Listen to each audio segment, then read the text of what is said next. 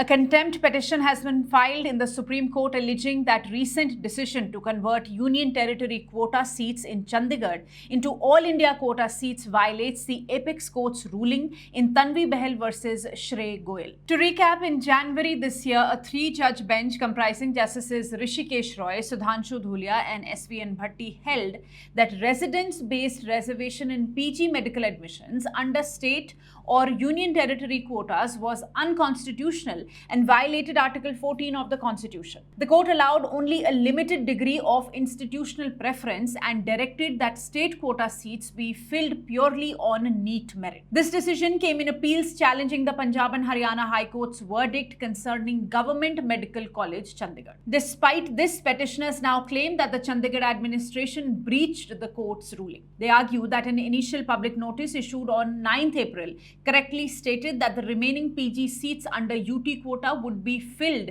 via institutional preference as per the Supreme Court's ruling. However, a new public notice on 3rd June reversed this decision. It stated that those seats would now be filled through the All India quota by inviting fresh NEET PG applications, a move the petitioners say goes against the spirit and letter of the Tanvi Bahal judgment. When the contempt matter was mentioned before a bench of Justices K.V. Vishwanathan and N. Koteshwar Singh, they directed that the case be placed before Chief Justice of India B.R. Gavai so it can be heard by the original bench that authored the Tanvi Bahal verdict. Justice Vishwanathan observed that since the matter involves possible contempt, it must go back to the same judges. He added that while the admissions are already over, they can be reversed if there is found to be a breach. Appearing for the petitioners, advocate on record Jagjit Singh Chhabra argued that not a single seat from the Chandigarh state quota could lawfully be moved to the All India quota. On the other hand, Additional Solicitor General Archana Pathak Dave, representing the union, denied any contempt. She said